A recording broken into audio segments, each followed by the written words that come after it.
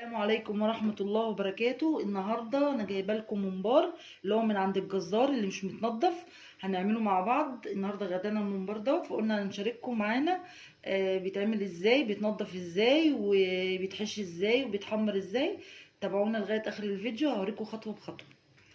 هوريكم ازاي بيتنضف. ده عامة ده كيلو ممبار. هنجيب شوكة كده علشان أول خطوة هنقلبه. هنعمل كده بشوكة مثلا أو بمعلقة، وهنعمله كده عشان نقلبه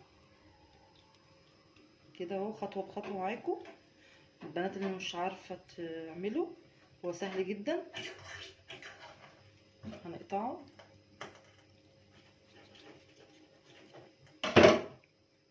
اهوت كده، نعملها بشوكه اهوت. اتقلب اهو.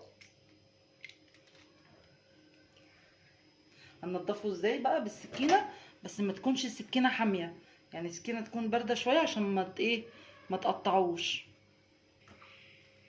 زي ما انتم شايفين كده، هنمسكه كده اهو، السكينه بس ما تكونش حاميه كده من على الجنبين، وننضفه كده. تنظيفه سهل والله وبسيط.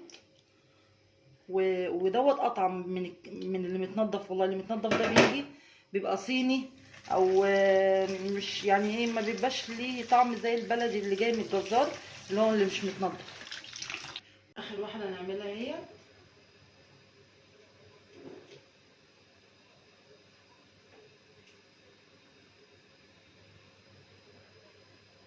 اهي، قربت اهي. هننضفها كده.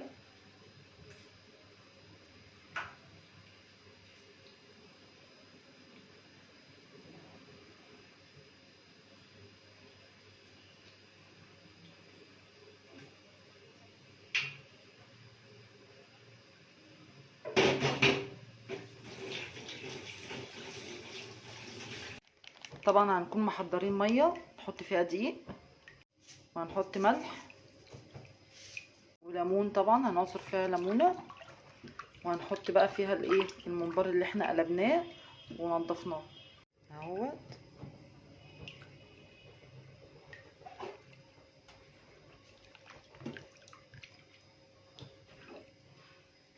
هنسيبه تقريبا ساعتين كده في الميه بملح وليمون ودقيق. الخلطه بقى بتاعت الحشو، هنعمل نص كوبايه زيت اهي، والبصل. هنسيب البصله على النار كده لغايه ما ايه، لغايه ما تصفر.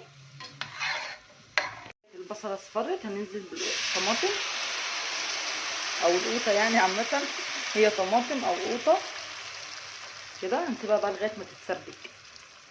نحط لها بس الملح والكمون وفلفل اسمر، نحطيها كده قبل ما تتسبك. الصلصه هي اتسبكت،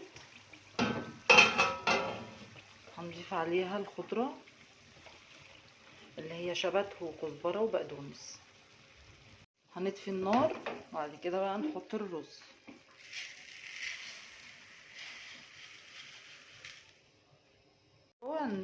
هنحشي قدامكم كام واحده كده تشوفوا بيتحشي ازاي.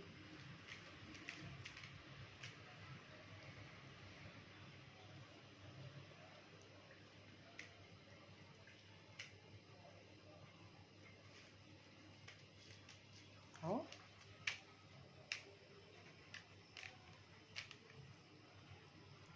نفرده كده علشان ايه، الرز يبقى فيه لغايه الاخر، يعني نمشي الرز بالتساوي كده اه، علشان لما يجي يستوي ما يبقاش ايه، يكش، يبقى الرز فيه لغايه الاخر. واحده كمان اهي.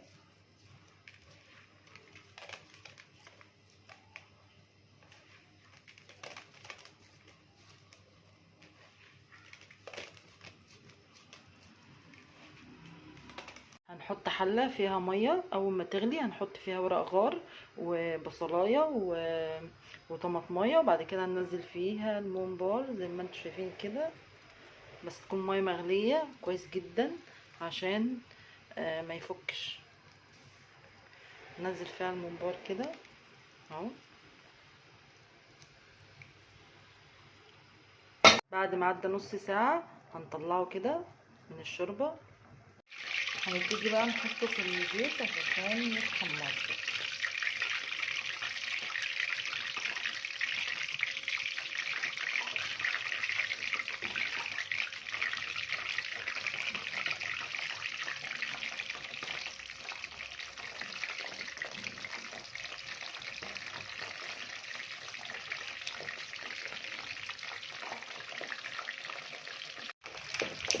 وده كده الشكل النهائي. بألف هنا وشفا.